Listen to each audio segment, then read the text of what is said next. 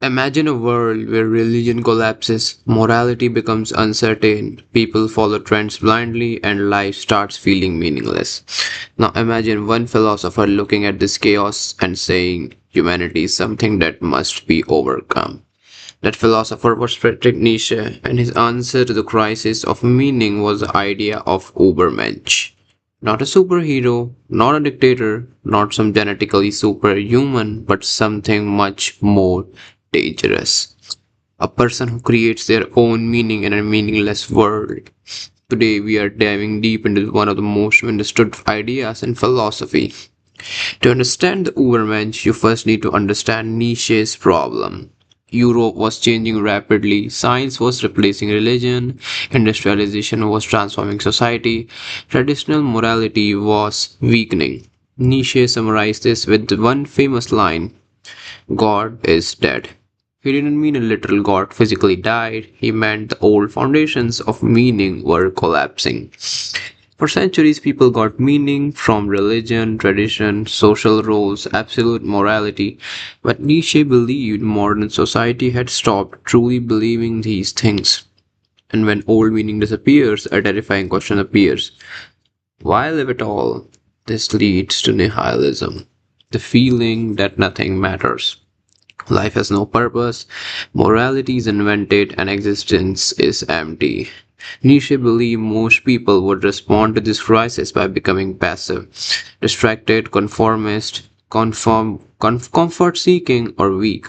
And this is where the Übermensch enters. The word Übermensch roughly means overman or beyond man. It comes from the spoke Zarathustra. The Übermensch is Nietzsche's vision of a higher type of human being, someone who creates their own values, embraces life fully, overcomes weakness, rejects herd mentality, and transforms themselves constantly.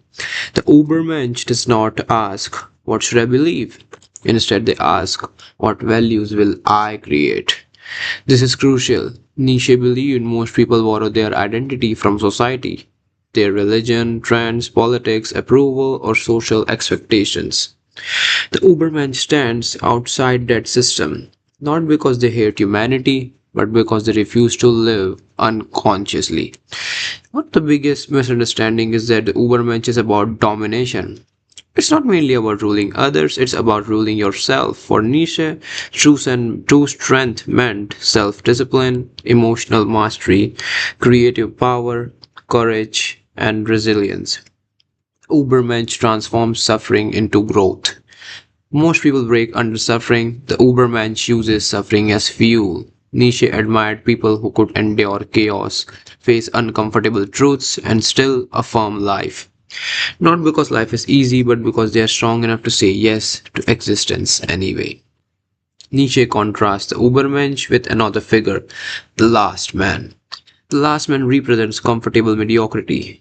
Someone who avoids risk, fears struggle, seeks only comfort, follows the crowd, and lives passively. Nietzsche predicted modern society might produce millions of last men. People endlessly distracted by entertainment, consumption, social approval, and comfort. The last man says, we invented happiness, but Nietzsche sees this happiness as shallow and lifeless. The Uberman chooses difficulty instead of comfort because growth requires struggle. The engine behind the Ubermensch is Nietzsche's idea of the will to power, not simply power over others, but the drive to overcome limitations, expand oneself, become stronger, create, and transform. The Ubermensch is someone who constantly surpasses who they used to be. Nietzsche believed life itself is self overcoming, and stagnation is a kind of death. Now comes Nietzsche's hardest test. Imagine this: a demon tells you that you must live your exact same life again and again forever. Every mistake, every embarrassment, every heartbreak, every joy, every failure, and every success as well. Repeated eternally. Would you curse the demon? Or would you say, yes, I will live this life again? The Ubermensch is someone who embraces life so completely that they accept even its suffering. Nietzsche called this amor fati, love of fate, not tolerance of fate, love of fate. Nietzsche's ideas were later distorted by political movements, especially the Nazis, but this was largely a misuse of his philosophy. Nietzsche criticized the nationalism, the anti-Semitism, the blind obedience, and the mass conformity. The Übermensch was never supposed to be a racial ideal. It was philosophical and psychological, a symbol of radical self-creation. Still, critics argue Nietzsche's philosophy can encourage elitism, arrogance, and lack of compassion, and that debate continues today. The Ubermensch is not someone who wants superior, it's someone who refuses to live mechanically, someone willing to question inherited beliefs, face meaninglessness directly, create values, embrace suffering, and continuously transform themselves. Nietzsche believed humanity is unfinished, and the Ubermensch represents what humans could become if they stop hiding behind comfort and fear. The real question Nietzsche leaves us with is if nothing has inherent meaning, what kind of person will you choose to become?